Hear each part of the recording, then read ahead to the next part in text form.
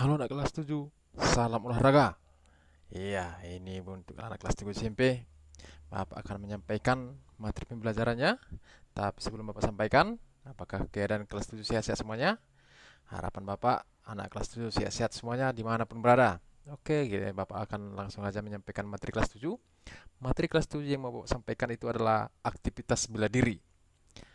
Khususnya aktivitas pembelajaran bela diri dengan pencak silat. Nah, Bapak ini membacakan materi pembelajarannya kurikulum 2013, revisi 2017. Iya, kita akan mulai saja. Pencak silat merupakan olahraga bela diri asli Indonesia. Dapat dimainkan secara perorangan, berpasangan maupun beregu. Untuk menguasai bela diri pencak silat diperlukan penguasaan teknik dasar pencak silat. Iya, ini sini katanya teknik dasar ya anak kelas 7 ya. Oke, Bapak lanjutkan.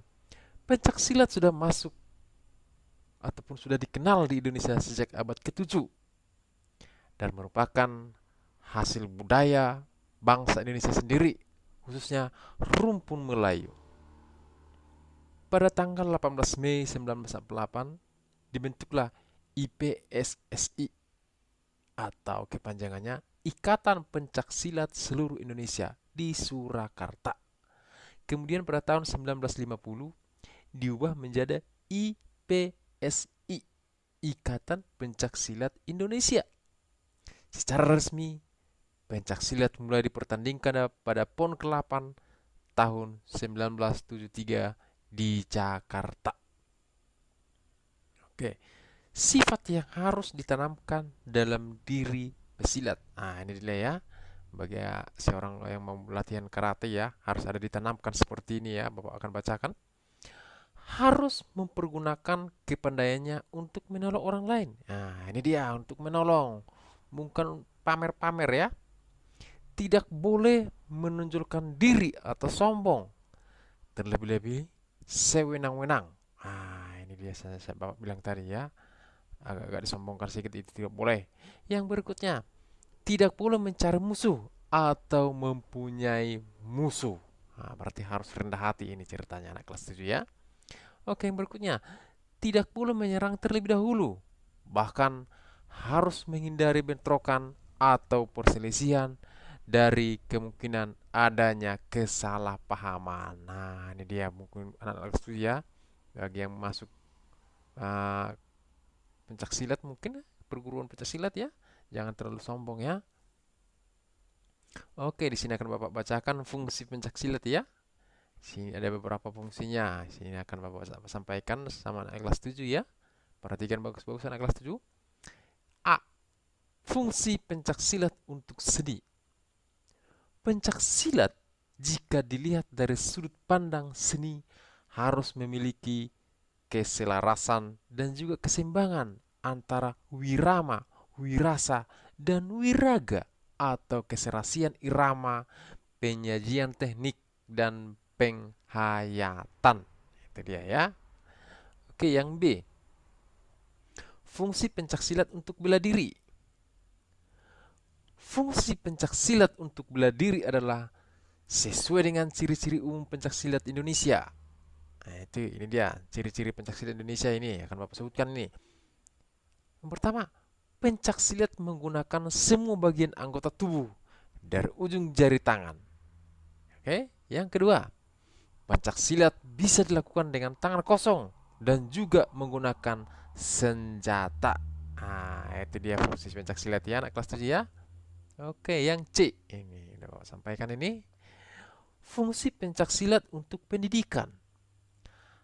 Hasil akhir dari pengajaran pencak silat adalah kemampuan, keterampilan, dan juga kemantapan dalam usaha mempertahankan dan membela diri terhadap semua ancaman, bahaya, baik yang berasal dari dalam maupun dari luar, serta untuk menjamin keselarasan dengan alam sekitarnya. Itu dia. Sini akan Bapak sampaikan sama anak kelas 7 ya. Teknik dasar pencak silat itu yang pertama adalah pukulan. Pengertian pukulan pada pencak silat yaitu berbagai macam teknik serangan yang dilakukan dengan memakai tangan kosong sebagai komponennya. Yang pertama adalah pukulan depan. Nah, seperti gambar ini ya. Sudah buat di sini gambarnya. Pukulan depan. Pukulan yang mana pukulan tersebut dilakukan dengan arah lintasan lurus ke depan. Seperti gambar di sini ya. Yang ini ya, anak kelas 7 ya. Yang kedua, pukulan sangkal atau bandul. Pukulan yang mana pukulan tersebut dilakukan dengan posisi tangan ditekuk 90 derajat. Ini dia.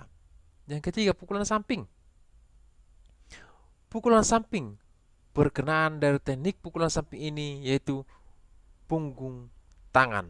Adapun arah lintasannya yaitu dari samping dalam tubuh pesilat menuju ke arah luar tubuh pesilat. Itu dia. Oke, anak kelas 7. Yang kedua, tendangan. Di sini sudah bapak buat gambarnya anak kelas 7 ya. Teknik dan taktik serangan yang dipakai dalam jarak jangkau jauh dan sedang, yaitu tendangan. Yang mana tendangan memakai tungkai sebagai komponen penyerang. Nah, di sini ada 3 tendangan ya, sudah bapak buat gambarnya ya. Tendangan lurus. Tendangan yang dilaksanakan dengan arah lintasan lurus ke depan. Ini dia. Tendangan sabit. Tendangan yang dilakukan dengan arah lintasan dari samping melengkung seperti sabit atau arit. Nah, itu dia. Tendangan T.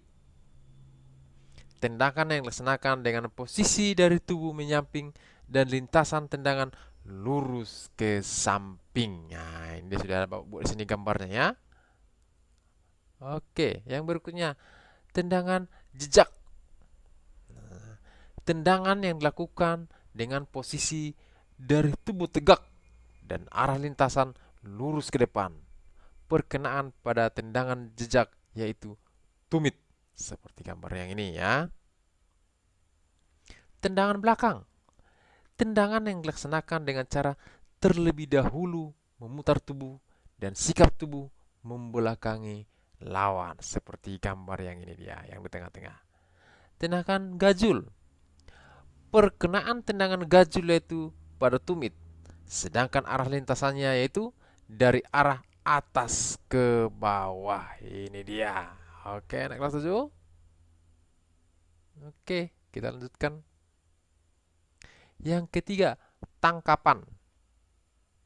Yang dimaksudnya tangkapan dalam pencak silat yaitu teknik dan taktik serangan pada jarak dekat yang sedang yang dilakukan dengan cara menangkap salah satu komponen tubuh lawan dan selanjutnya dilakukan bantingan, jatuhan, dan kuncian. Itu dia. Yang keempat, jatuhan. Pengertian jatuhan dalam pencak silat adalah teknik dan taktik serangan pada jarak jauh dan sedang yang dilakukan dengan memakai tungkai atau kaki untuk dapat menjatuhkan lawan. Teknik jatuhan pada pencak silat biasanya disebut sebagai teknik sapuan. Nah, ini dia ya. Yang berikutnya bantingan. Pengertian bantingan pada pencak silat adalah teknik dan taktik serangan pada jarak dekat yang dilakukan dengan cara terlebih dahulu menangkap salah satu organ tubuh lawan yang kemudian dilakukan dorongan atau tarikan, kemudian dilepaskan. Itu dia bantingan. Di sini ada Bapak buat aturan pencak silat ya, di mana selalu ada aturan itu. Di sekolah juga ada aturan, di rumah juga ada aturan. Di sini juga ada aturannya. Itu kayak yang pertama akan Bapak sampaikan. Ketentuan bertanding kategori tanding. A. Perlengkapan bertanding pencak silat. Yang pertama itu pakaian. Pakaian digunakan seorang pesilat adalah memakai pakaian pencak silat model standar warna hitam sabuk putih. Itu dia. Oke, yang berikutnya. Perlindungan badan dengan ketentuan sebagai berikut. Kualitasnya standar. Standar pesilat. Warna hitam. Terdapat 4 macam ukuran. Ekstra besar, besar, sedang, dan kecil. Sabuk atau bengkung merah dan biru untuk pesilat. Sebagai tanda pengenal suku sebagai tanda pengenal sudut. Satu gelanggang membutuhkan setidaknya 5 buah pelindung dari setiap ukuran. Yang berikutnya, pesilat putra memakai pelindung kemaluan dari plastik. Pelindung sendi atau pelapis ukuran tipis tanpa bagian yang tebal bertujuan yaitu untuk melindungi cedera sesuai dengan fungsinya. Oke, anak kelas 7, kita masuk ke tahap pertandingan. Tahapan pertandingan. Pertandingan pada pencaksilat menggunakan tahapan babak pertandingan, yaitu dengan diawal dari tahapan penyisihan, seperempatan final, semifinal, dan final, tergantung dari jumlah peserta pertandingan yang mengikutinya dan berlaku untuk semua kelas. Itu dia tahapan pertandingannya. Oke, yang berikutnya akan Bapak sampaikan mengenai babak pertandingan dan waktu. Babak dan waktu dalam pertandingan pencaksilat yaitu yang pertama, pertandingan pencaksilat berlangsung dalam 3 babak. Yang kedua, setiap babak terdiri dari 2 menit bersih. Itu dia. Yang ketiga, di antara babak akan diberikan waktu untuk istirahat selama 1 menit. Biar jangan terlalu capek ya, ambil napas dulu. Yang keempat, waktu pada saat wasit menghentikan pertandingan tidak termasuk dalam waktu bertanding. Itu dia, pada saat wasit menghentikannya ya.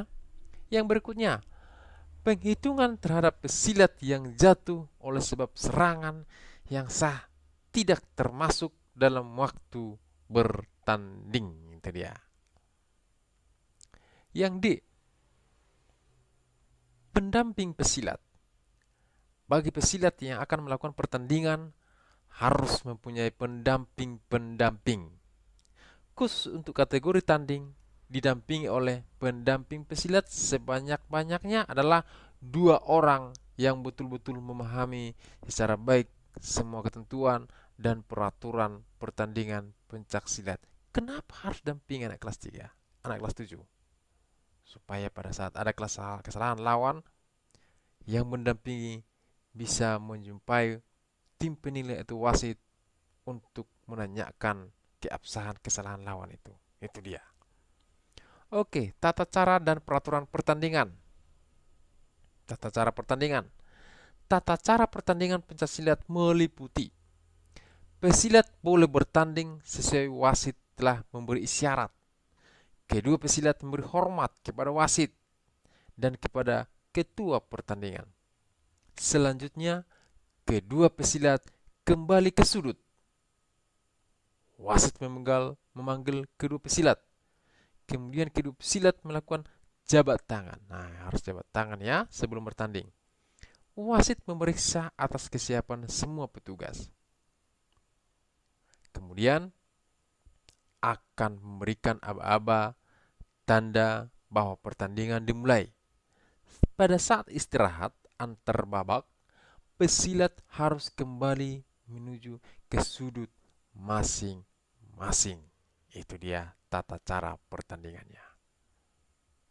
Oke, yang berikutnya aturan pertandingan. Aturan bertanding dalam pertandingan pencaksilat yaitu posisi pesilat saling berhadapan dengan unsur pembelaan dan serangan sesuai dengan teknik dasar dan mematuhi larangan serta menurut kaidah-kaidah yaitu sikap pasang kuda-kuda, langkah mengukur jarak terhadap lawan, dan koordinasi serangan atau pembelaan serta kembali ke sikap pasang kuda-kuda. Itu dia. Pembelaan dan sikap serangan yang dilakukan harus mempunyai pola dari sikap awal atau pasang kuda-kuda dan langkah. Serangan beruntun harus tersusun dengan aturan dan berangkai dengan berbagai cara ke arah sasaran sebanyak-banyaknya 4 jurus serangan. Oke, ini sudah ditentukan ya 4 jurus serangan ya. Perlengkapan memakai pakaian silat, pelindung badan, atau body body protector. Ah, itu dia anak kelas 7 ya. Oke ya, anak kelas 7, demikian pembelajaran kita hari ini dengan materinya pencak silat ya. Semoga bermanfaat buat anak kelas 7, buat orang tua anak didik kami juga, buat siapapun yang menonton video ini. Terima kasih semuanya. Semoga tetap sehat. Jangan lupa, dalam tubuh yang sehat terdapat jiwa yang sehat. Terima kasih.